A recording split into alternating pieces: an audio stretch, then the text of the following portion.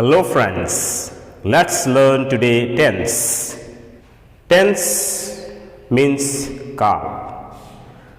So division of time is known as tense, and tense shows the time of action. So tense shows the what kind of actions are done in what time. So समय का विभाजन ही tense कहलाता है और किसी कार्य का होना या घटने का समय ही टेंस है. So basically there are three tenses mostly: present tense, which we say in Hindi वर्तमान काल; second past tense, which we say in Hindi भूतकाल; and third one future tense, which we say भविष्यत काल. And all these three tenses are further divided into four categories. मतलब ये तीनों tense वर्तमान काल, भूतकाल, भविष्यत काल आगे चार भेदों में बांटा गया है.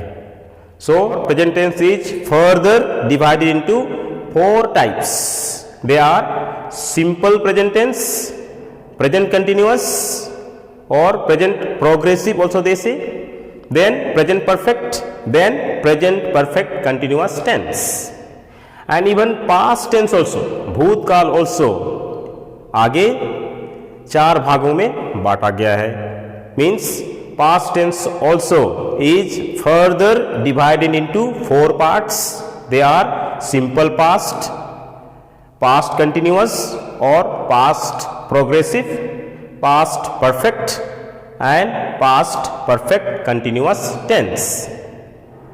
Same with future tense also. So future tense also further divided into four parts. They are simple future, future continuous, then future perfect, then future perfect continuous tense. So now let's see the simple tenses. So every tenses, all the three tenses, present tense or past tense or future tense, they have simple tense.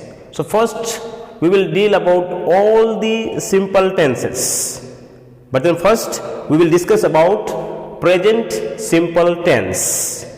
And the formula of structure of the present simple tense is subject, then V1. When I say V1, it is first form of the verb, the kriya का पहला रूप, and object. And how you can make out that any sentence is in present simple tense? Then to find out the sentence, तो क्रिया के अंत में either ता है, ती है, ते है और ता हूँ, then you can understand that this particular sentence is in present simple tense. अगर क्रिया के अंत में ता है, ती है, ते है, ता हूँ, खाता हूँ, पीता हूँ, सोता हूँ, रहता हूँ, then it will be present simple tense. Formula or structure of the simple present tense is subject, then V1, then object. Okay. So subjects are mostly I, you, we, they. So with this pronoun we use subject and V1 क्रिया का पहला रूप and object in affirmative sentence. So second one you, then subject, you will be there, then first form of the verb and then object. So affirmative sentence, this is the structure of a sentence. In a negative sentence, नकारात्मक sentence में subject, then do not. So I, you, we, they के साथ जब हम लोग negative sentence बनाते हैं present simple tense में, तब हेल्पिंग वर्ब डू का यूज किया जाता है. सो डू नॉट, उसके बाद क्रिया का पहला रूप, उसके बाद object in a negative sentence. Then interrogative sentence in which we ask yes no question, तब हम लोग क्या करते हैं, डू को पहले लिखते हैं, डू, देन सब्जेक्ट, देन क्रिया का पहला रूप, then object. So remember, when we make present simple in negative and in interrogative sentence, then हम लोग आई यू वी दे के साथ डू हेल्पिंग वर्ब यूज करते हैं। Where as third person singular he she it और any name, कोई भी नाम हो तो हम लोग हेल्पिंग वर्ब डज का यूज करते हैं जब नेगेटिव सेंटेंस और interrogative sentence yes no question बनाते हैं तब।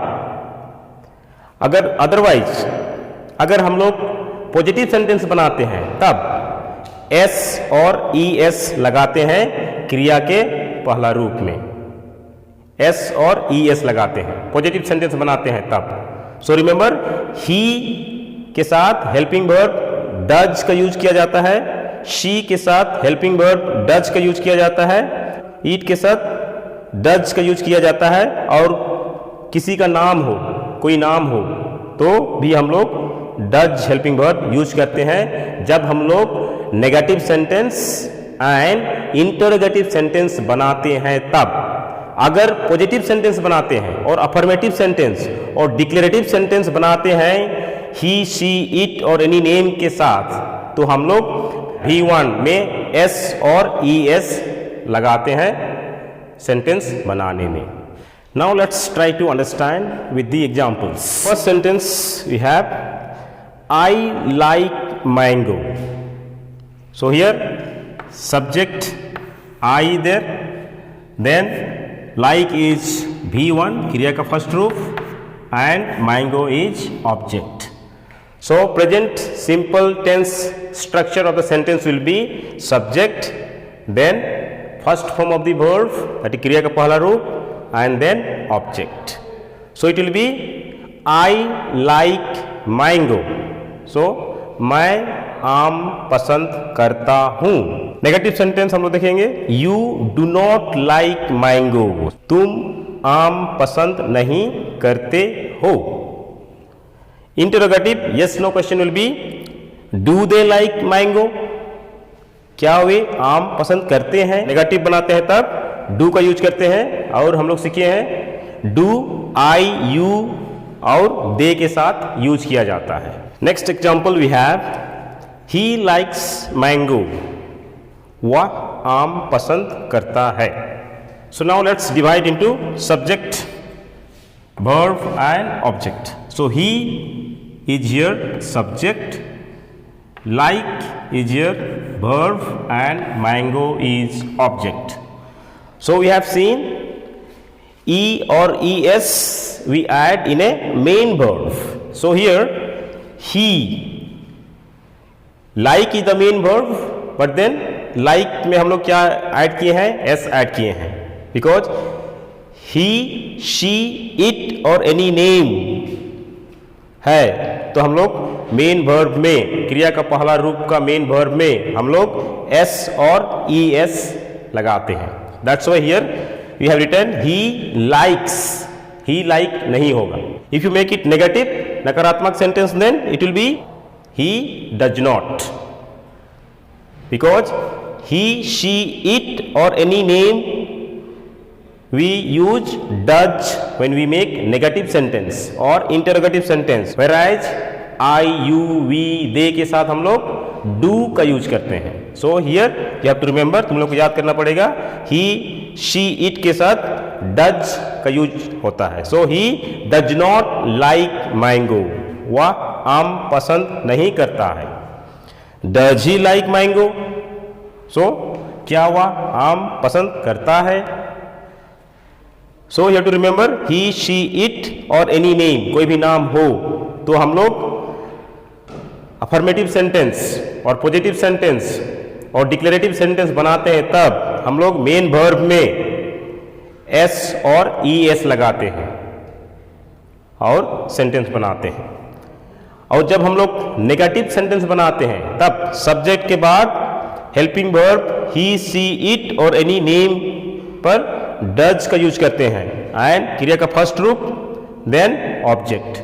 And if you make interrogative sentence then we write does at the beginning and then subject, then main verb and then the object, And one of the examples is here.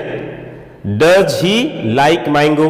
When I say subject V1 and object, when I say V1, then it is the first form of the verb. For example, here play is the first form of the verb, eat first form of the verb, go the verb, क्रिया का पहला रूप. V2 मतलब क्रिया का दूसरा रूप. So here played, so play का होता है played, eat का होता है ate, so this is V2, and go का होता है went. So this is the second form of the verb V2.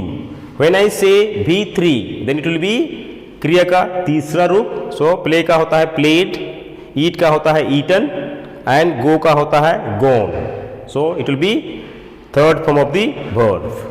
And when I say V4, then V4 will be playing, eating, going. That is ing form. Third person singular he, she, it और any name में हम लोग verb के main verb में हम लोग either S और E S लगाकर प्रेजेंट सिंपल टेंस बनाते हैं. Sita goes to market, Ram eats mango, और it rains in the evening, she plays in the evening, और he sleeps in the evening. So that way we make present simple tense. And if you have understood, then please subscribe the channel and like the videos.